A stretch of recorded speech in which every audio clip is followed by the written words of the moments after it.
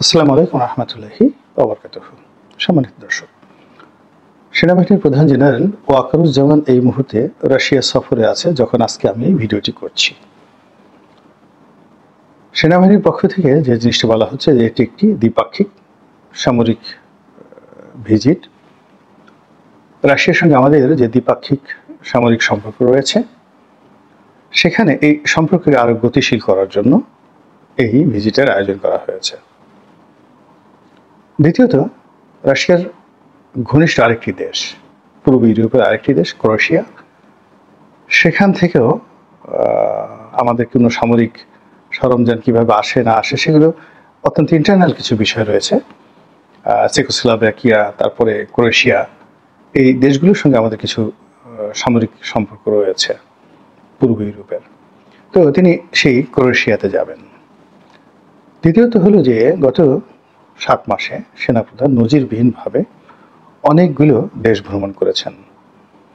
আফ্রিকাতে তিনি ভ্রমণ করেছেন, আমেরিকাতে তিনি ভ্রমণ করেছেন, এবং তার সঙ্গে যারাই বাংলাদেশে এই গত 7 মাসে আসছে ডিফেক্টো সরকার প্রধানের মতোই তার সঙ্গে সবাই দেখা করছেন, সেটা রাষ্ট্রদূত হন, মন্ত্রী হন, কিংবা অনেক গুরুত্বপূর্ণ সামরিক কর্তা হন।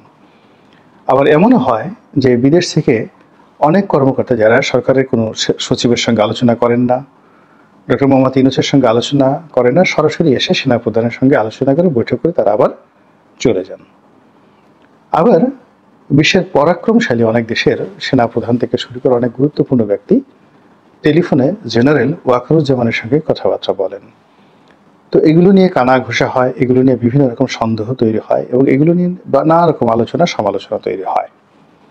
দ্বিতীয়ত, আমরা জানি যে এই মুহূর্তে বাংলাদেশে দুটো বলয় কাজ করছে, সেনাপ্রধান এবং বঙ্গভবন। এটি একটি বলয় যা কিনা ডক্টর মোহাম্মদ ইউনূসের যারা পক্ষর লোক তাদের বক্তব্য যে এখানে ভারতের একটা প্রভাব আছে, শেখ হাসিনার একটা চক্রান্ত আছে, আওয়ামী লীগের একটা সংযোগ আছে, নানা রকম কথাবার্তা। আর যারা জেনারেল ওয়াকার সম্পর্কে জানেন তাদের বক্তব্য হলো যে না, তিনি নিপাট একজন ভদ্রলোক, নির্লোভ একজন ভদ্রলোক, তার টাকা পয়সার প্রতি লোভ লালসা কামনা বাসনা কখনোই ছিল না, একেবারেই একজন জেন্টলম্যান, ভদ্রলোক মানুষ। তার যদি লোভ থাকতো তাহলে ডক্টর ইউনূসকে তার ক্ষমতায় বসানোর দরকার ছিল না। তিনি সামরিক শাসন জারি করতে পারতেন, নিজেই ক্ষমতা দখল করতে পারতেন, কিংবা তার পছন্দের মানুষকে তিনি প্রধান উপদেষ্টা বানাতে পারতেন। ওইরকম পরিস্থিতি আগস্ট মাসের 5 তারিখ থেকে একেবারে আগস্ট মাসের 8 তারিখ পর্যন্ত ছিল। তো তিনি সেটা করেননি। আবার এই গত কয়েক মাসে তার ক্ষমতা গ্রহণ করার, ক্ষমতা লাভ করার এরকম কোনো নমুনা আমরা দেখিনি। আবার রূঢ় বাস্তবতা হলো যে আমরা বিভিন্ন রকম কানাঘুষা করছি, সন্দেহ করছি, কিন্তু বাস্তবতা হলো যে ডক্টর মোহাম্মদ ইউনূসের সঙ্গে এবং জেনারেল ওয়াকারুজ্জামান সাহেবের সঙ্গে দৃশ্যত কোনো খারাপ সম্পর্ক বা খারাপ সম্পর্কের নজির এখন পর্যন্ত আমরা দেখিনি। দুজনের মধ্যে যেটা ফর্মাল রিলেশন সেটা রয়েছে, যেটি ক্যান্টনমেন্টে যে বার্ষিক অনুষ্ঠান হয় সেনা দিবস, সেখানে সবাই গেছেন, বেগম খালেদা জিয়া গেছেন, ডক্টর মোহাম্মদ ইউনূস গেছেন, পর্যাপ্ত সম্মান তাদেরকে দেখানো হয়েছে। আবার তিনি যমুনাতে এসে নিয়মিত ডক্টর মোহাম্মদ ইউনূসের সঙ্গে দেখা সাক্ষাৎ করেছেন। কিন্তু এত কিছুর পরেও যেহেতু আমাদের অভ্যাস হলো খোটাখুটি করা, তারপরে একে অপরের বিরুদ্ধে লাগিয়ে দেওয়া, এরপরে ঘটনার পেছনে অন্য কোনো কিছু আছে কিনা সেগুলো খুঁজে বের করা, এরকম একটা আমাদের অভ্যাস রয়েছে। আরেকটি হলো ঘরপোড়া গরু সিঁদুরে মেঘ দেখলে ডরায়। আমাদের পুরো রাজনীতির একটা বিরাট অংশ সামরিক বাহিনী দ্বারা সবসময় নিয়ন্ত্রিত হয়েছে। আমাদের দুইজন রাষ্ট্রপতি সামরিক বাহিনীর সদস্যদের দ্বারা নিহত হয়েছেন সামরিক অভ্যুত্থানে। এরপর সামরিক বাহিনী নামে বেনামে আমাদের দেশে দীর্ঘদিন শাসন করেছে। মার্শাল ল 3বার বলতে গেলে মার্শাল লয়ের কবলে আমরা পড়েছি, বঙ্গবন্ধু হত্যাকাণ্ডের পরে, এরশাদ সাহেবের জমানাতে এবং 1/11-এর সময়। তো কাজেই আরেকটি সামরিক শাসন আসতে পারে, সামরিক কর্তারা ক্ষমতা দখল করতে পারে, এইরকম ভয় না পাওয়াটা বোকামি, এটাই স্বাভাবিক। দ্বিতীয়ত, আমরা ডক্টর মোহাম্মদ ইউনূসের সরকারের কাছে যে বিষয়গুলো আশা করেছিলাম, তাদের যে সফলতা কামনা করেছিলাম, আইন শৃঙ্খলা থেকে শুরু করে অন্যান্য যে বিষয়গুলোতে আমরা আশাবাদী হওয়ার চেষ্টা করেছিলাম, সেখানে ক্রমশ হতাশা, নৈরাশ্যবাদিতা ভর করেছে। দ্বিতীয়ত, যে সকল রাজনৈতিক শক্তি সম্পর্কে আমরা ধারণা করেছিলাম যে তারা দীর্ঘদিন মজলুম ছিল, তাদের চরিত্র এখন ভালো হয়েছে এবং যাকে বলা হয় আগামীতে তারা যদি ক্ষমতায় আসে অপকর্ম করবে না। কিন্তু মানুষের চরিত্র এমন যে মানুষ কিয়ামতের ময়দানে স্বয়ং আল্লাহর সামনে দাঁড়িয়ে মিথ্যা কথা বলবে, সরাসরি অস্বীকার করে বলবে, আল্লাহর সামনে গিয়ে বলবে আমি এই কাজ করিনি। তখন আল্লাহ ওই মানুষের হাতের জবান খুলে দেবে, হাত বলবে হ্যাঁ আমি তো এই চুরি করেছি। যৌনাঙ্গের জবান খুলে দেবে, যৌনাঙ্গ বলবে আমি জেনা করেছি। প্রতিটি যৌনাঙ্গ থেকে পুজ রক্ত বের হয়ে সাক্ষ্য বহন করবে যে এখানে এই কুকর্মগুলো হয়েছে, কিন্তু তারপরও তারা স্বীকার করবে না। এটা হলো মানুষের চরিত্র। তো সেই দিক থেকে বাংলাদেশে যারা গত সেই 1/11 থেকে আজ পর্যন্ত মজলুম ছিলেন, জুলুম অত্যাচারের শিকার হয়েছেন, তাদের সম্পর্কে আমাদের যে চিন্তা চেতনা এটা রিভার্স হয়ে পড়েছে। আমরা আশাহত হয়েছি। এখন যে মব হচ্ছে, জুলুম হচ্ছে, অত্যাচার হচ্ছে, এটি আমাদের সহ্যের সীমা ছাড়িয়ে যাচ্ছে। ফলে প্রচলিত রাজনীতি নিয়ে আমরা আশাবাদ ব্যক্ত করতে পারছি না যে একটা নির্বাচন হয়ে গেলে, মন্ত্রী এমপি হয়ে গেলে, একটি দল ক্ষমতায় এলে বা একাধিক দল ক্ষমতায় এলে, একটা পার্লামেন্ট গঠিত হলে, অমুকে প্রধানমন্ত্রী হলে বাংলাদেশে যে দুধ এবং মধুর নহর প্রবাহিত হবে আমরা বলতে পারছি না। একদিকে ডক্টর মোহাম্মদ ইউনূসের ব্যর্থতা, অন্যদিকে তার যে বিকল্প নির্বাচন, সেখানে আলটিমেটলি যে অশনির সংকট শুরু হয়ে গেছে, সেই অশনির সংকট দেখে মনে হচ্ছে যে জমানা আগামীতে যদি এইভাবে আসে তাহলে আওয়ামী লীগের জমানার চেয়ে ভীষণ রকম খারাপ হবে। ফলে মানুষ রিলিফ চাচ্ছে, তারা একটা কঠোর শাসন চাচ্ছে। আমাদের দেশে আইয়ুব খানের যে শাসন আমরা পড়েছি আর যারা দেখেছে তারা জানেন, ইট ওয়াজ মাস অ্যাকসেপ্টেড। মানুষ মাথায় করে নেচেছিল। মানে 1951 থেকে 57 পর্যন্ত যে দুরবস্থা পূর্ব পাকিস্তান এবং পশ্চিম পাকিস্তানে গিয়েছে, সব ক্ষেত্রে মানুষ পাগল হয়ে গেছিল যে সমাজে একটা স্ট্যাবিলিটি আসুক এই জন্যে। ফলে কি হলো, যখন মার্শাল ল জারি হলো পুরো পাকিস্তানে আনন্দের বন্যা বয়ে গেল। এবং রেসকোর্স ময়দানে, যখন ঢাকা রেসকোর্স ময়দানে আইয়ুব খান এলেন, এখানে যে জনসমাবেশ হয়েছিল এখন পর্যন্ত বাংলাদেশের ইতিহাসে এত বড় জমায়েত আর হয়নি টিল নাও। এক। 2 নম্বর হলো সেখানে যারা ভাষণ দিয়েছিলেন তার মধ্যে সবার শেষে ভাষণ দিলেন যাকে বলে আইয়ুব খান। তার চেহারা দেখে, কথা শুনে, তার ব্যক্তিত্ব দেখে সবাই এক বাক্যে বলেছিলেন যে রাজা তো এমনই হওয়া উচিত, এই লোকের হাতেই রাজত্ব নিরাপদ।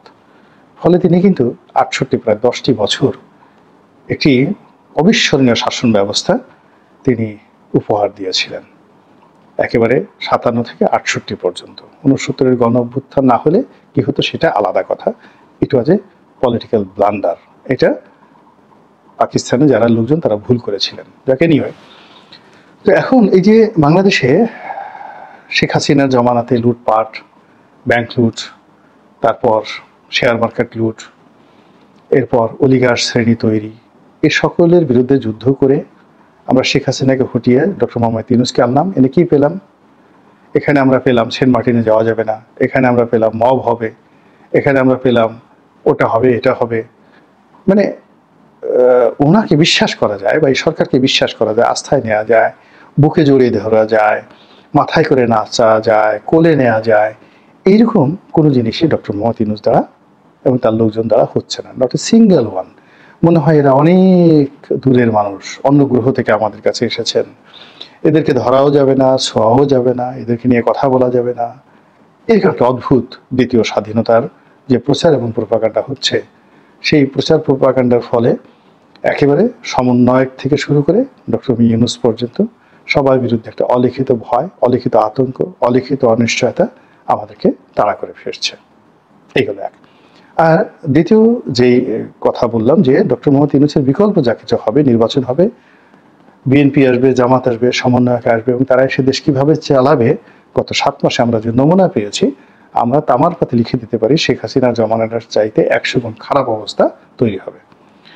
এর ফলে হয় কি, মানুষ পরিবর্তন চাচ্ছে, একটা শক্ত কিছু চাচ্ছে, স্টিম রোলার চাচ্ছে, এবং একই অবস্থা কিন্তু জাস্টিস সাত্তারের সময় হয়েছিল, এবং এরশাদকেও কিন্তু মানুষ গ্রহণ করেছিল, ভীষণভাবে গ্রহণ করেছিল। খুশির বন্যা কল্পনা করতে পারবেন না সেই সময়টাতে এরশাদ আসার পরে যা হয়েছিল। তো একটা অব্যবস্থাপনার মধ্যে জিয়াউর রহমানের মৃত্যুর পর যখন জাস্টিস সাত্তার ক্ষমতা এলেন, জনগণের ম্যান্ডেট নিয়ে এলেন বিপুল ভোটে, আমিও সেই জায়গাতে ভোট দিয়েছিলাম এবং জাস্টিস সাত্তারের পক্ষে ভোট দেব, জাস্টিস সাত্তারকে ভোট দেবো, এই ধরনের গান গেয়ে গিয়ে আমরা প্রচারণা চালিয়েছি। কিন্তু তিনি ছিলেন অযোগ্য, তিনি চালাতে পারেননি, এবং তার পিছনে যতই চক্রান্তের কথা বলা হোক না কেন, এরকম একটা পরিস্থিতি তৈরি হয়েছিল যে এরশাদের সামরিক শাসন অনিবার্য হয়ে পড়েছিল। তো অতীতের সেই যে খারাপ যে স্মৃতিগুলো, সেই খারাপ স্মৃতিকে স্মরণ করেই এখন মানুষ অজানা শক্তিকে কেউ আহ্বান জানায়, কেউ ভয় পায়, কেউ আতঙ্কগ্রস্ত। আর এই আতঙ্কের মূল কেন্দ্রে রয়েছেন জেনারেল ওয়াকারুজ্জামান। ফলে তিনি কোথায় যাচ্ছেন সেটি নিয়ে আলোচনা হয়, কেন রাশিয়া গেলেন সেটি নিয়ে আলোচনা হচ্ছে, কেন আমেরিকা গেলেন আলোচনা হচ্ছে, ভারতীয় সেনাপ্রধান কেন তার সঙ্গে একান্তে কথা বলেন এগুলো নিয়ে আলোচনা হচ্ছে, তার বিরুদ্ধে নানা রকম তিনি রয়্যাল এজেন্ট কথাবার্তা হচ্ছে। আবার এই যে রাশিয়াতে গিয়ে তিনি যে অনার পেলেন, সম্মান পেলেন, তার সঙ্গে সঙ্গে তার স্ত্রীকে নিয়ে গেলেন, তারা যে উচ্ছল প্রাণবন্ত ছিলেন, একেবারে হাসি খুশি, মনে হয় যেন আকাশের চাঁদ।